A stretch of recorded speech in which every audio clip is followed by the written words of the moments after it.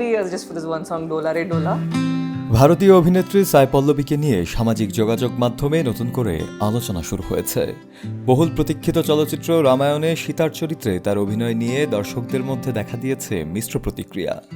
একদিকে অনেকেই তার অভিনয় দক্ষতা ও স্বাভাবিক সৌন্দর্যের প্রশংসা করেছেন, অন্যদিকে একটি অংশের দর্শকদের দাবি পৌরাণিক চরিত্র সীতার সঙ্গে তার চেহারার কোনোভাবেই মিল নেই। একমাত্র স্মার্ট সিটি বসুন্ধরা, আধুনিকতায় এক ধাপ এগিয়ে। রামায়ণের ট্রেলার প্রকাশের পর থেকেই সামাজিক যোগাযোগ মাধ্যমে এ বিতর্ক আরও জোরালো হয়েছে। অনেক দর্শকদের মতে সাই পল্লবীর সরল ব্যক্তিত্ব মেকআপ নির্ভর নয়, এমন উপস্থিতি এবং শক্তিশালী অভিনয় তাকে সীতার চরিত্রের জন্য উপযুক্ত করে তুলেছে।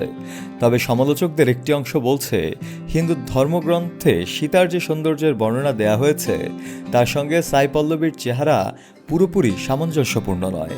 তবে অনেকের মতে এটি সাই পল্লবীর সৌন্দর্য নিয়ে মন্তব্য নয়, তিনি প্রচলিত সৌন্দর্যের মানদণ্ড মানতে বাধ্য নন, কিন্তু ধর্মগ্রন্থে মা সীতার যে রূপের বর্ণনা রয়েছে তার সঙ্গে তিনি মেলে না বলেই অনেকের আপত্তি।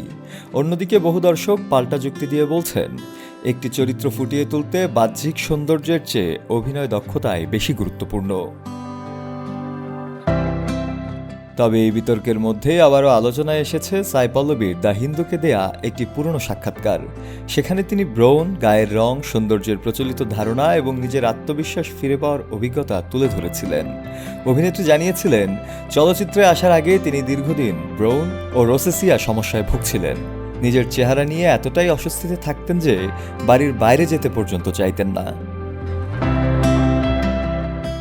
সাক্ষাৎকারে সাই পল্লবী আরও বলেন, মানুষ আমার চোখের দিকে নয়, ব্রণের দিকেই তাকাতো।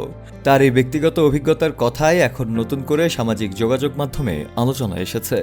রামায়ণে সীতার চরিত্র নিয়ে চলমান বিতর্কের মধ্যেই তার পুরনো এই বক্তব্যকে ঘিরে নেটিজনদের মধ্যে নতুন করে আলোচনা শুরু হয়েছে। শফেল মাওলা, কালের কণ্ঠ।